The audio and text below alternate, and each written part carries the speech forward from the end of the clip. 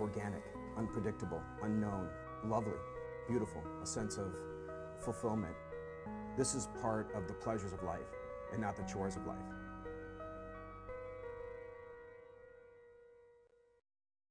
Tonight on Daily Iowan TV, defrost your bicycle. Local enthusiasts say there's no better time to be a winter biker. And it's all in your jeans. UI researchers are making breakthroughs in personalized medicine. And in sports, in honor of Saturday night's NBA dunk contest, we're counting down the top 5 jams of the Iowa hoop season.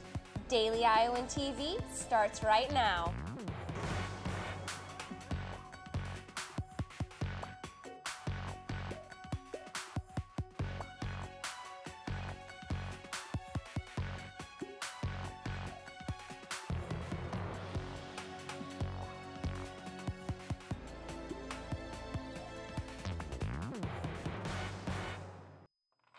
Good evening, I'm Erin Faust. I'm Melissa Dawkins. And I'm Hannah Thompson here with your weather. It looks like we're finally thawing out from sub-zero temps, and some local bike experts say that means it's time to unchain your bike and brush off the snow. A growing number of bikers are defying conventions, continuing to bike through the winter. They say it's not that much different than your summer commute. And what is not understood is that it is super easy to just keep riding in the winter. Winter is just a matter of just wearing some different clothes or gear and having maybe some slightly wider tires or studded tires, and it's really not that much different. Now, when dealing with the cold weather, dressing in layers and having the proper equipment to tackle the ice and snow can make for an enjoyable ride no matter how cold it is. Too cold? No, not yet. The coldest that I've been in so far has been -12, and that has actually been not too terrible. And it looks like we will have some ice and snow this week here. I'll give you a full look at this week's forecast coming up, so stay right here. Back to you both at the desk. Thanks, Hannah. University of Iowa archaeologists are getting ready to wrap up their big dig in Hubbard Park this week. Contractors will scoop into another section of Hubbard Park to continue waterline excavation that started it all. Archaeologists took over when contractors stumbled upon ancient artifacts in the park a couple of weeks ago. So far, archaeologists have uncovered 3,000-year-old arrowheads and 200-year-old coins and pots. 3 Iowa City businesses are in hot water for selling alcohol to minors. Police say employees at Summit, Come and Go, and Blackstone all failed the alcohol compliance checks. Iowa City police officers worked with underage persons who tried to illegally purchase alcohol beverages. 31 Iowa City businesses refused to sell alcohol to minors. And city planners and landlord associations are at odds over how many people should be able to rent an apartment together. Right now, laws in Iowa City limit the number of people who can occupy a rental property if they aren't related. But a new bill in the Iowa House could change all of that. The proposed legislation wouldn't let Iowa cities regulate rental properties based on occupancy. Instead, cities would regulate based on square footage. That bill is still in committee. University of Iowa police are warning students about suspicious behavior on campus. A campus officer saw a car pull up beside a college student on Wednesday. The student says the driver and passenger asked him to get in the vehicle, but he refused. The officer stopped the car, but the 2 men denied speaking with the student. Campus police sent out a campus-wide email Friday morning reminding students to be aware of their surroundings, especially when walking alone. Senator Tom Harkin is talking mental health for veterans right here in Iowa City. The U.S. Senator paid a visit to the Veterans Hospital Saturday to honor former service members and tour the facility. Harkin is pushing for a bill in Washington that he says will improve mental health care options for veterans. Students in health fields at the University of Iowa are getting a first-hand look at what interdisciplinary medicine really means. Here's the catch. Students who normally don't even see each other have to work together to find solutions. I think there's a lot of stigmas out there about different professions, and it's really broken those down for me, at least, because I was very naive about it. I didn't really know what other people did. So I have a lot more respect for them, and I hope they do towards us as well. I think they're critical skills. I think it's going to be a great help to future providers. Dental, pharmacy, nursing, and medical students are all putting their skills together to prepare for the real world of team-based health care.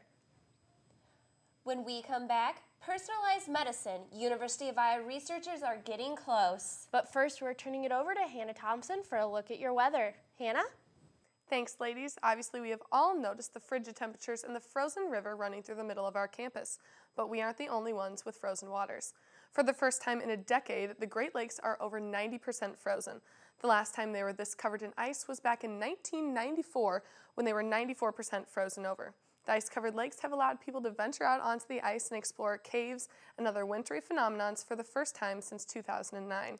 Now back to Iowa City weather. Tomorrow's forecast will start with a high of 22 degrees and a 60 to 70% chance of snow. That snowfall will continue throughout the day as temperatures reach 29 in the afternoon and 31 for the evening. As we look to the rest of the week, expect a major warm-up by Tuesday and continuing until Thursday with temperatures reaching 40 degrees. We will see clear skies Tuesday and Wednesday, but a 40% chance of rain coming for Thursday, and by Friday, temps will be back in the mid-30s.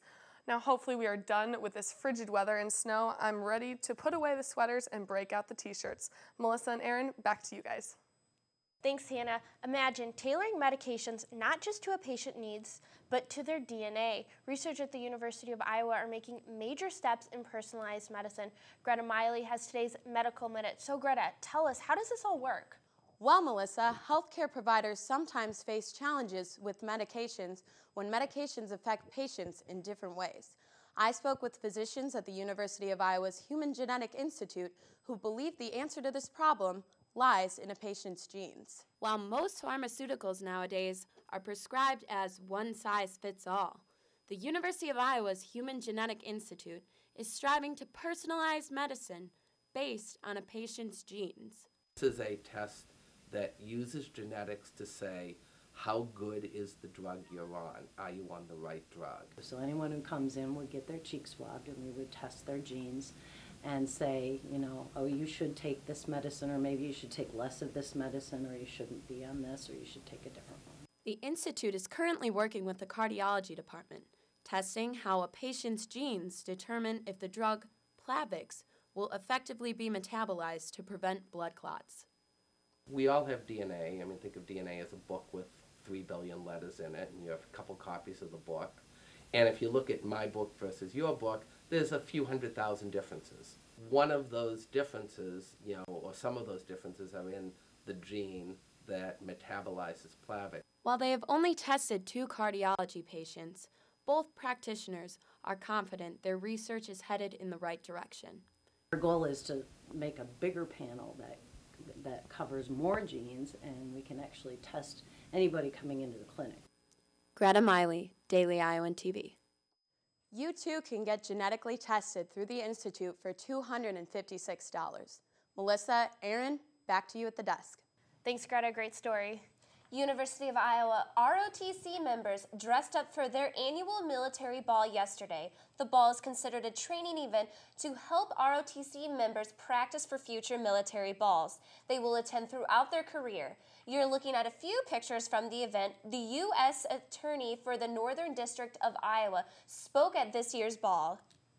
It's Sunday evening, which can only mean one thing. Courtside is back in the Daily Iowan TV Sports Studio.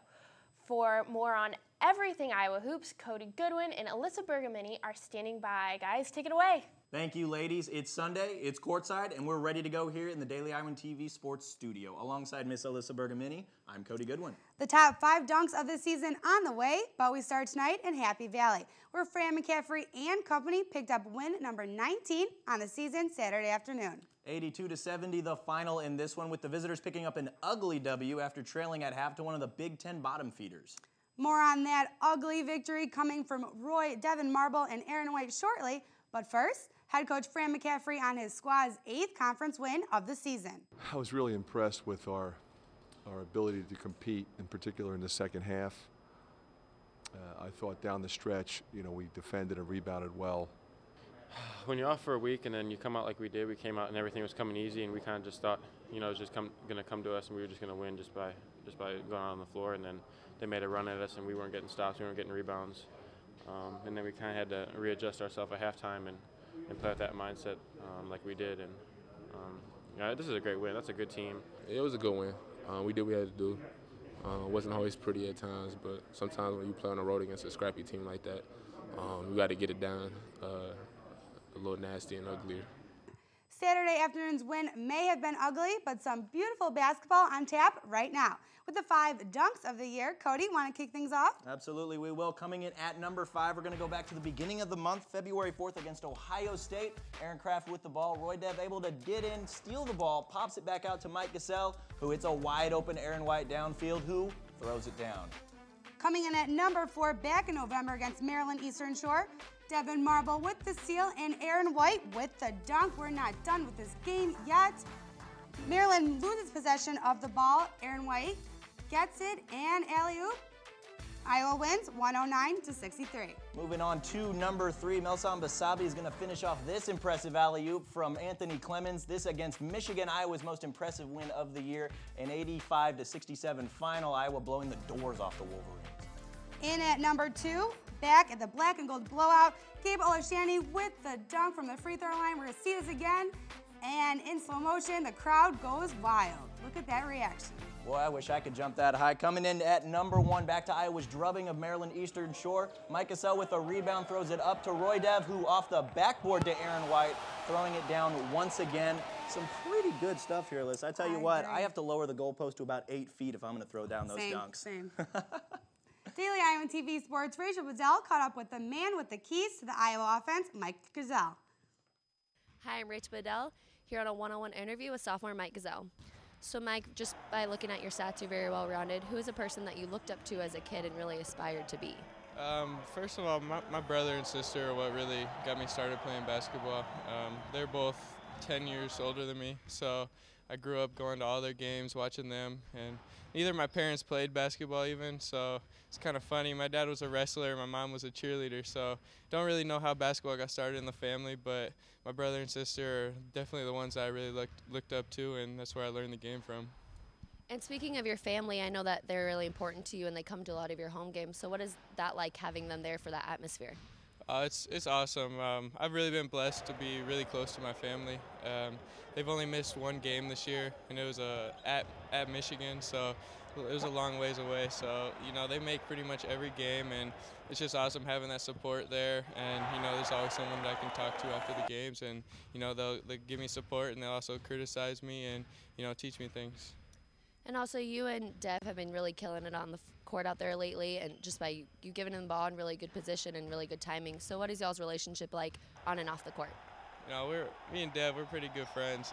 Dev's an easy guy to get along with. On the court, it's really easy to play with him because he's such a smart basketball player. He's always in the right spot, it seems like. But, it just his personality. He's an easy guy to get along with. We got a relationship out the court. Even though I can't really beat him in 2K, I'll still go over and hang out with him, and, we have a good relationship. Thanks, Mike. That's all, and back to you guys in the studio. Well, that's going to do it for us here in the studio. Catch our weekly 5 Things segment with London native Gabe Olaseni on Monday's edition of the program. But for now, it's back to you two at the desk. Thanks so much. And only with Daily Iowan TV can you hear what the headlines will be in Monday's pages of the Daily Iowan. Read more about UI program that will bring in a minority students from Storm Lake, Iowa. And read the response from the UI Writers Workshop following claims that the program is flatlining literature. Before we leave you today, check this out. Some House of Cards fans woke up in the wee hours Saturday morning to catch the release of the 2nd season of the show. After an extremely successful first season, the politically driven Netflix original series has been nominated for multiple awards, including Golden Globes and Emmys. House of Cards has created quite a buzz throughout the country. Before the airing of the show at 2 a.m., Obama tweeted, "Tomorrow, House of Cards, no spoilers, please." And it was favorited and retweeted nearly 70,000 times. I've never watched House of Cards, but all my friends do, and it sounds like something I really need to catch up on. I definitely need to get on board. You could catch us tomorrow night at the same time or at dailyiowan.tv.com. Good night.